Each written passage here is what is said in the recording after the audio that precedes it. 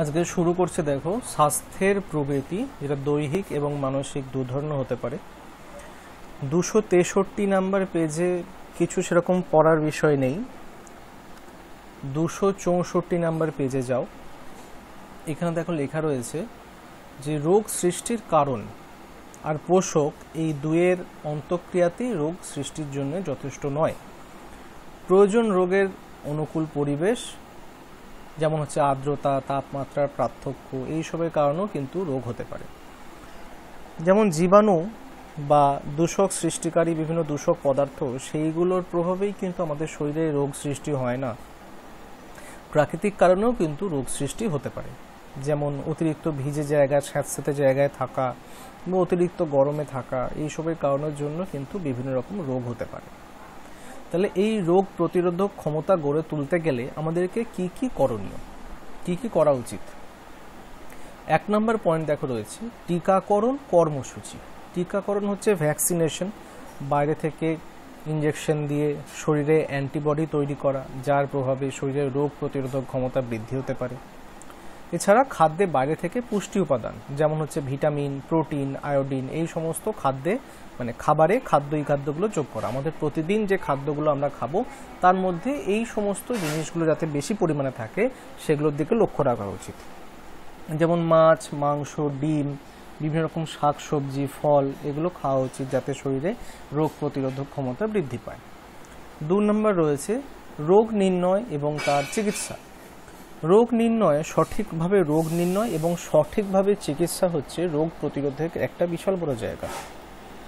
কোনো রোগ যদি সঠিকভাবে নির্ণয় করা যায় এবং তার এগেনস্টে যদি ঠিক সঠিকভাবে চিকিৎসা করা যায়, তাহলে কিন্তু রোগ তাড়াতাড়ি সেরে যাবে এবং সেই রোগ কিন্তু আর ছড়াতে পারবে না। যদি সংক্রামক যদি হতে পারে, সেই রোগ ছড়াতে কম পারবে, আর কি এই ব্যাপারটা কম ছড়াবে।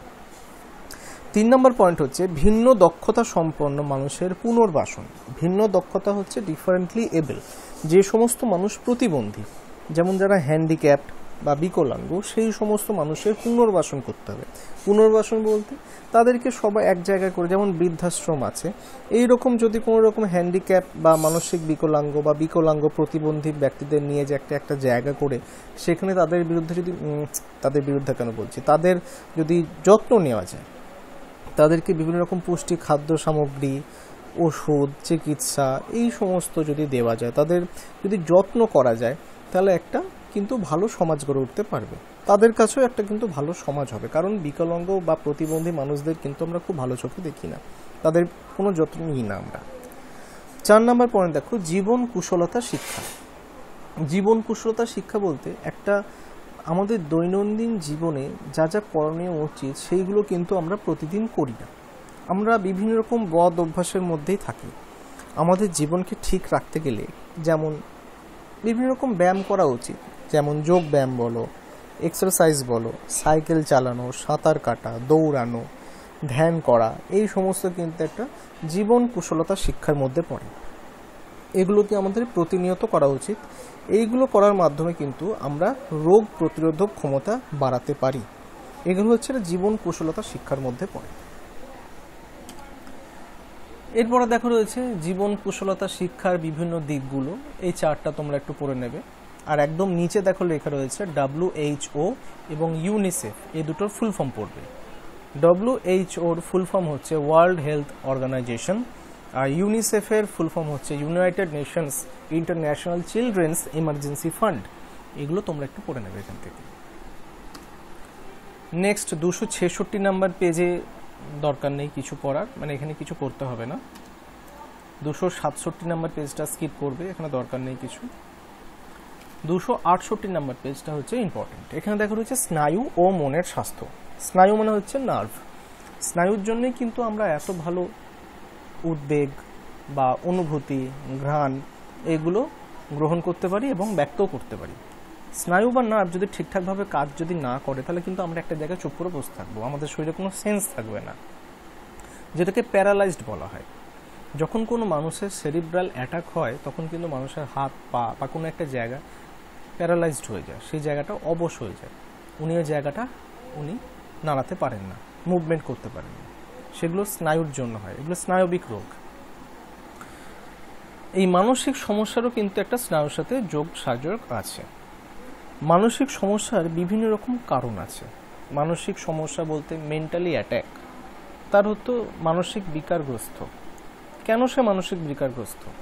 একটা ছেলে বা একটা শিশু ছোটবেলা থেকেই বলা হয় সে মানসিক রোগী। তা সে কেন মানসিক রোগী? তার তো কিছু কারণ আছে, সেই কারণগুলি আজকে আমরা পড়ব। প্রথমে 1 নম্বর পয়েন্ট দেখা রয়েছে জন্মগত ত্রুটি। কোনো একটা গর্ভস্থ শিশু যখন মায়ের সঙ্গে থাকে, সেই গর্ভাবস্থায় সেই মা হয়তো কোনো অপুষ্টির শিকার, মানে উনি পুষ্টি খাদ্যদ্রব্য খাননি বা খুব বাজে জীবনযাপন করেছে, ঠিকঠাক সময়ে উনি ঘুমাননি বা রেস্ট নেননি, এইরকম আর কি বিভিন্ন রকম সমস্যা হতেই পারে। তা সেইগুলো কিন্তু একটা মানসিক সমস্যার কারণ হয়ে দাঁড়ায় সেই শিশুটির ক্ষেত্রে। পরবর্তীকালে গর্ভাবস্থায় অপুষ্টি, বিভিন্ন রকম রোগ সংক্রমণ। যখন গর্ভস্থ শিশু ছিল সেই সময় হয়তো তার মায়ের কোনো একটা রোগ সংক্রামিত হয়েছিল, হয়তো জন্ডিস হতে পারে, আরও অন্য কোনো রোগ হতে পারে, সেই রোগের শিকার হয়েছিল। এর ফলে সেই শিশুটিও কিছুটা এফেক্টেড হয়েছে, সেই এফেকশনটা তার মাথায় গেছে, সেখান থেকে সে কিন্তু মানসিক বিকারগ্রস্ত হয়ে গেছে। এই সমস্ত কারণ কিন্তু একটা শিশুর মন এবং বুদ্ধির বিকাশকে কিন্তু আটকে দেয়, সেটা ব্যাহত করে। 2 নম্বর পয়েন্ট হচ্ছে মানসিক চাপ। আমরা যে সমস্ত পরিবেশে বাস করি সেই পরিবেশ যদি আমাদের অনুকূল না হয় তাহলে কিন্তু একটা মানসিক বিকারগ্রস্ত হওয়ার সম্ভাবনা থাকে। একটা শিশু যদি ছোটবেলা থেকেই তার তার পরিবেশের প্রতিকূলে বসবাস করে, সে যদি একটা প্রতিনিয়ত একটা ঝগড়া অশান্তি কোনো একটা বাজে জায়গায় একটা বাজে পরিবেশে যদি বসবাস করতে থাকে, সেও আস্তে আস্তে কিন্তু মানসিক বিকারগ্রস্তই হয়ে পড়ে সেই পরিবেশ দেখতে দেখতে। যেমন হিংসাত্মক ঘটনা হতে পারে, রোজ ঝগড়া অশান্তি হতে পারে, এই সমস্ত কিন্তু একটা শিশুর মনকে কিন্তু খুবই চাঞ্চল্যকর পরিবেশ তৈরি করে দিতে থাকে। সেই মানসিক চাপ আস্তে আস্তে সহ্য করতে করতে একটা অভ্যাসে পরিণত হয়ে যায় এবং একটা মানসিক সমস্যার কারণ হয়েও দাঁড়ায়। 3 নম্বর পয়েন্ট রয়েছে আমাদের বাড়ির আভ্যন্তরীণ নানা টানাপোড়েন। একটা ফ্যামিলি, হয়তো বললাম জয়েন্ট ফ্যামিলিতে কিন্তু অনেক সময় অনেক রকম ঝগড়া অশান্তি হয়ে থাকে। কিন্তু সেই জয়েন্ট ফ্যামিলি যদি খুবই অশিক্ষিত হয়ে থাকে তাহলে সেই ফ্যামিলিতে কিন্তু প্রতিদিন আরও ঝগড়া অশান্তি হয়ে থাকে। একটা ছোট শিশু ছোটবেলা থেকে যদি সেই ঝগড়া অশান্তির মধ্যেই মানুষ হয়ে থাকে, প্রতিদিন যদি মারধরের মধ্যে দিয়ে তার যদি ছোটবেলায় কেটে যায়, সেই বাচ্চাটা কিন্তু আস্তে আস্তে বড় হয়ে যখন একটা জায়গায় জ্ঞান হতে শেখে, সে কিন্তু মানসিক রোগগ্রস্ত হয়ে পড়ে। মানসিক রোগগ্রস্ত মানে কিন্তু এই নয় যে সে পাগল হয়ে গেল। মানসিক রোগগ্রস্ত মানে সে বিভিন্ন রকম হতে পারে, পড়াশোনায় মন নেই, খেলাধুলাতেও মন নেই, সারাদিন মারামারি করে বেড়ায়, এই ধরনের হচ্ছে মানসিক রোগগ্রস্ত। 4 নম্বর পয়েন্ট হচ্ছে মানসিক দ্বন্দ্ব বা সিদ্ধান্ত নিতে না পারা। অনেক সময় মানুষ এইরকম বিশৃঙ্খল পরিবেশে মানুষ হতে হতে সে তার বুদ্ধি হারিয়ে ফেলে। সে একটা মানসিক দ্বন্দ্বের মধ্যে দিয়ে চলে যে আমি কি করব, আমি বাড়িতে থাকবো না সারাদিন বাইরে বাইরে ঘুরে বেড়াবো, আমি কি করব, আমি ভালো কাজ করব না খারাপ কাজ করব, আমার আশেপাশে কেউ নেই, আমাকে বোঝার কেউ নেই, আমাকে বলার কেউ নেই। এই যে এই ধরনের একটা শরীরে মানসিক দ্বন্দ্ব চলে বা সিদ্ধান্ত নিতে পারে না, এটাও কিন্তু একটা মানসিক সমস্যার কারণ। 5 নম্বর কারণ হচ্ছে নেশা। নেশা হচ্ছে পরবর্তীকালে যখন একটা শিশু যখন বড় হয় আস্তে আস্তে, যখন সে যৌবনে পা দেয়, তখন তার মধ্যে এই নেশার জিনিসটা চলে আসে। যখন বাবা মা বা তার আত্মীয় পরিজন তাকে গাইড করতে পারে না, তখন সে আস্তে আস্তে বাইরের দিকে ধাবিত হয়। তখন তার বাইরের বন্ধু বান্ধব, এগুলো ভালোর থেকে খারাপটা বেশি হয়। ভালো বন্ধু বান্ধব জোটে কম, খারাপটা জোটে বেশি। সেই সমস্ত বন্ধু বান্ধব তাকে নেশাগ্রস্তে পরিণত করতে বাধ্য করে। স্মোকিং, ড্রিঙ্কিং, তারপর হচ্ছে ড্রাগস আছে, এই যে সমস্ত ব্যাপারগুলো, এগুলো একটা নেশার মধ্যেই পড়ে। এই নেশা কাটানো কিন্তু, নেশা ধরা খুব সহজ, একটা নেশা ধরতে কিন্তু কয়েকদিন সময় নেয়, কিন্তু একটা নেশা ছাড়তে কয়েকটা বছর সময় নেয়। এই নেশা হচ্ছে একটা মানসিক সমস্যার কারণ। একটা অভ্যাসে যখন একটা নেশা পরিণত হয়ে যায়, তখন সেই নেশা করতে না পারলে সে মানসিক রোগীতে পরিণত হয়। তার নিচে দেখো রয়েছে ডিসলেক্সিয়া। এই ডিসলেক্সিয়া রোগের এখানে কতগুলো উপসর্গ দিয়েছে, যেমন পড়া বুঝতে, মনে রাখতে, লিখতে অসুবিধা, অক্ষর চিনতে পারে না, অক্ষর লিখতে পারে না, বানান মনে রাখতে পারে না, অঙ্কের হিসাব করতে পারে না, এইগুলো হচ্ছে ডিসলেক্সিয়া রোগের উপসর্গ। তো এরকম পরীক্ষায় কোশ্চেন আসতে পারে যে ডিসলেক্সিয়া রোগের 2টি উপসর্গ লেখো, তখন এখান থেকে 2টো তোমাদেরকে উপসর্গ লিখতে হবে। এরপরে দেখো রয়েছে অনেকগুলো মানসিক সমস্যা যে তৈরি হয়েছে, মানসিক সমস্যার বিভিন্ন রকম ধরন এবং বিভিন্ন রকম উপসর্গ। প্রথমে দেখো রয়েছে রামের সমস্যা। রামের সমস্যাগুলো কি? লেখাপড়ায় পিছিয়ে যাওয়া। 2 নম্বর হচ্ছে নান্দনিক ও সৃষ্টিশীল কাজে আগ্রহ নেই। কোনো একটা আনন্দমূলক কাজ বা কোনো একটা কিছু তৈরি হচ্ছে, কোনো একটা প্রজেক্ট তৈরি করছে, যেমন বৃক্ষরোপণ হচ্ছে, এই ধরনের যে কাজগুলো সৃষ্টিশীল কাজ, এই সমস্ত কাজে কোনো আগ্রহ নেই। ডান দিক বাঁ দিক চিনতে পারে না, ও চুপচাপ এক জায়গায় দাঁড়িয়েই থাকে। তো এইগুলো হচ্ছে মানসিক প্রতিবন্ধকতার লক্ষণ। এই রোগটাকে বলা হয় মানসিক প্রতিবন্ধকতা।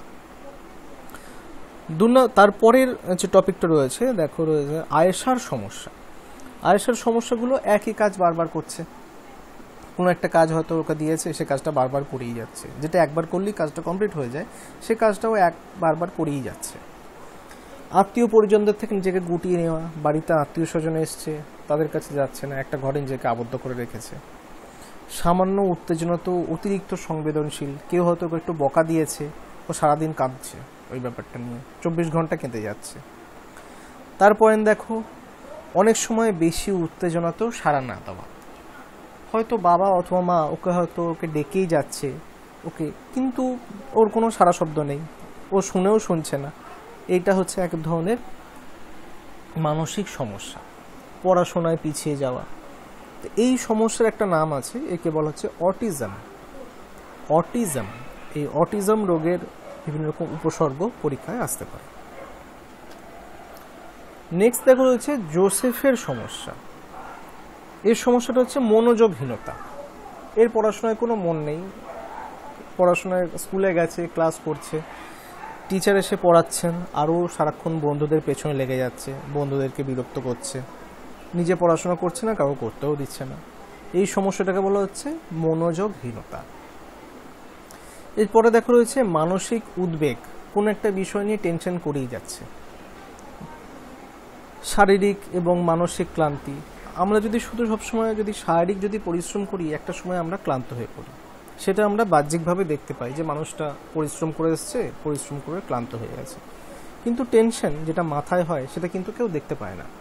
কোনো একটা ব্যক্তি যদি সারাদিন বসে বসে কোনো একটা বিষয় নিয়ে টেনশন করেন, তার মাথাও কিন্তু একটা সময় ক্লান্ত হয়ে যায়, তিনিও কিন্তু ঘুমিয়ে পড়েন। এটাও কিন্তু এক ধরনের মানসিক রোগগ্রস্তের কারণ বা মানসিক রোগ এটা। তাহলে ক্রমাগত উদ্বেগে ভোগা, শারীরিক ও মানসিক ক্লান্তি, উদ্যোগহীনতা, কোনো কাজে উদ্যোগ নেই, এগুলো হচ্ছে মানসিক উদ্বেগের লক্ষণ। এরপরে নেক্সট দেখো রয়েছে সমীরের সমস্যা। সমীরের সমস্যাগুলো কি কি? বানান করে পড়তে অসুবিধা, নিজেকে গুটিয়ে নেওয়া, পড়াশোনায় মনোযোগের অভাব, পড়াশোনার বাইরে কোনো একটা বিষয়ে অন্যদের থেকে বেশি পারদর্শী। ও পড়াশোনাতে কোনো মনোযোগ নেই, ও পড়তে বসে বানান চিনতে পারে না, অক্ষর চিনতে পারে না, বানান করে পড়তে পারে না, কিন্তু খেলাতে 1 নাম্বার, ও খেলতে খুব ভালো পারে। আবার দুষ্টুমিতেও 1 নাম্বার, অন্যরা যেসব দুষ্টুমিগুলো করতে পারে না, ও তার থেকে দ্বিগুণ দুষ্টুমি খুব ভালো করতে পারে, কিন্তু পড়াশোনা করতে পারে না। এটা হচ্ছে পড়াশোনায় পিছিয়ে পড়া। তারপরে দেখো রয়েছে রতনের সমস্যা। এটা হচ্ছে মানসিক অবসাদ বা ডিপ্রেশন। আমরা টেনশন করতে করতে একটা সময় আমাদের অভ্যাস হয়ে যায়, তখন আমরা অন্য ব্যাপার থেকে নিজেদেরকে একটা সাইডে সরিয়ে নিই, সবসময় একা একা থাকি। এটাকে বলা হচ্ছে মানসিক অবসাদ বা ডিপ্রেশন। একটা রোগগ্রস্ত, হতাশার শিকার, অসহায়, পাশে কেউ নেই, আমি কাউকে দেখতে পাচ্ছি না, বাড়িতে সবাই রয়েছে কিন্তু ভাবছে আমার পাশে কেউ নেই, আমায় কেউ সাহায্য করবে না। যাই হোক, এই পয়েন্টগুলো হচ্ছে খিদে খুব বেড়ে যাওয়া, খিদে খুব বেড়ে গেছে, সারাদিন খাচ্ছে। ঘুম বেড়ে যাওয়া, অনেকক্ষণ ঘুম হচ্ছে, 9 ঘন্টা 10 ঘন্টা ঘুম হচ্ছে প্রতিদিন, তাও অসহায় বোধ করছে নিজেকে। প্রায় সবসময় কাঁদা, কোনো কিছু একটা মনে হলে বসে বসে কাঁদছে, একা একা মন খারাপ করে বসে থাকা, একা একা থাকা, অন্ধকার ঘরে বসে থাকা, এগুলো হচ্ছে মানসিক অবসাদ বা ডিপ্রেশনের সমস্যা, উপসর্গ। এগুলো তোমরা পড়বে। এরপরে দেখো রয়েছে মনোবিদ ও মনোচিকিৎসক, সাইকিয়াট্রিস্ট বা সাইকোলজি, যেটা মনস্তত্ত্ববিদ বা মনোচিকিৎসক যাদেরকে দেখিয়ে এই মনোরোগের সমস্যার সমাধান করা যায়, যারা এইসব মনোরোগের চিকিৎসা করেন তাদেরকে সাইকিয়াট্রিস্ট বলা হয়। তাহলে মানসিক স্বাস্থ্য ভালো রাখার জন্য আমাদেরকে কিছু কিছু করণীয়, যেটা বেসিক। তারপরে তো আমরা সাইকিয়াট্রিস্টের কাছে যাব, সেখানে গিয়ে ওষুধ খাবো, এই সমস্ত ব্যাপারগুলো আসবে। কিন্তু যাতে আমরা মানসিক হতাশা বা মানসিক বিকারগ্রস্ত না হই, তার জন্য আমাদের কি কি করণীয়? 1 নম্বর দেখো রয়েছে ব্যবহারিক পরিবর্তন, কুঅভ্যাস শনাক্তকরণ এবং দূরীকরণ। কোনো একটা শিশু যখন ছোট থাকে তখন বাবা মা তাকে এই বিষয়ে গাইড করেন যে এই বিষয়টা খারাপ, এই বিষয়টা ভালো। কিন্তু যখন আমরা ম্যাচিউর হয়ে যাই, বড় হয়ে যাই, তখন আমরা বুঝতে পারি কোন বিষয়টা খারাপ, কোন বিষয়টা ভালো। তাহলে সেই ব্যাপারগুলোকে আমাদেরকে বুঝতে হবে এবং সেখান থেকে দূরে সরে আসতে হবে বা সেগুলোকে দূর করার চেষ্টা করতে হবে। 2 নম্বর পয়েন্ট রয়েছে মনোবল বৃদ্ধি, কোনো কুঅভ্যাস ছাড়ার জন্য মনের জোরকে বাড়িয়ে তোলা। আমি একটু আগে নেশার কথা বললাম। কোনো একটা ব্যক্তি যদি নেশাগ্রস্ত হয়ে পড়ে তা সেটা ধরতে খুব তাড়াতাড়ি সময় নেয়, কিন্তু যখন সেই নেশাটাকে ছাড়তে হয় বা ছাড়া যায় তখন কিন্তু অনেকটা বছর সময় নেয়। তা সেই নেশা ছাড়ার জন্য কিন্তু মনোবল বৃদ্ধি করা খুব প্রয়োজন, মনের জোর বাড়িয়ে তোলার দরকার, মনের জোর বাড়িয়ে সেই নেশাকে দূরীভূত করতে। এটাই হচ্ছে একটা রাস্তা। 3 নম্বর পয়েন্ট মনের কথা খুলে বলা। বাবা মা, ভাই বোন, দিদি, দাদা যারা থাকবে বাড়িতে, যাদেরকে তুমি খুব পছন্দ করো বা যাদেরকে তুমি বিশ্বাস করো, তাদেরকে বন্ধু করে যদি মনের কথা বলতে পারো তাহলে কিন্তু তারা খুব তাড়াতাড়ি ব্যাপারটা সলভ করে দিতে পারে। যেহেতু তারা বয়সে বড় হয়, ম্যাচিওর থাকে, তাহলে এই সমস্যার সমাধানগুলো তারা করে দিতে পারে। 4 নম্বর বিষয় হচ্ছে বিতর্কিত ব্যাপারে খোলাখুলি আলোচনা করা। মানুষের জীবনে কিন্তু অনেক রকম বিতর্কিত আলোচনা আছে, কিছু কিছু সায়েন্সের ব্যাপারও আছে, তবে সেই ব্যাপারগুলোকে কিন্তু খারাপ বিষয় বা খারাপ সাবজেক্টের মধ্যে ফেলে দূরে সরিয়ে রাখা উচিত না। সেই সমস্ত বিষয় কিন্তু খোলাখুলিভাবে আলোচনা করা উচিত, যাতে সেটা খারাপ বিষয় বা খারাপ আলোচনার মধ্যে না পড়ে। 5 নম্বর পয়েন্ট হচ্ছে ধ্যান ও একাগ্রতা বৃদ্ধি। যোগ ব্যায়াম, ধ্যান, এক্সারসাইজ এই সমস্তের মাধ্যমে কিন্তু আমাদের কোনো বিষয়ের প্রতি একাগ্রতা বৃদ্ধি পায়। শরীরে অক্সিজেনের মাত্রা এবং ব্লাড সার্কুলেশন খুব ভালো হয়, তার ফলে আমরা খুব ভালোভাবে কাজগুলো এবং দৈনন্দিন জীবনযাপন করতে পারি। 6 নম্বর পয়েন্ট হচ্ছে পাঠ্যক্রম বহির্ভূত ব্যাপারে চর্চা। সবসময় যে পড়াশোনা নিয়েই পড়ে আছি এটা নয়, কিন্তু পড়াশোনার বাইরেও কিছু করতে হবে, যেমন ছবি আঁকা, গান করা, গান শোনা, খেলাধুলা করা। এই সমস্ত বিষয়ের মাধ্যমে কিন্তু আমরা এক্সট্রা কারিকুলাম অ্যাক্টিভিটিও করতে পারি, আবার একটা এক্সারসাইজের মধ্যেও থাকতে পারি। তাহলে আজকে এইটুকুই পড়া থাকলো, তোমরা এটুকু ভালো করে পড়বে, আর যদি কোনো জায়গায় অসুবিধা হয় আমাকে অবশ্যই জিজ্ঞাসা করবে।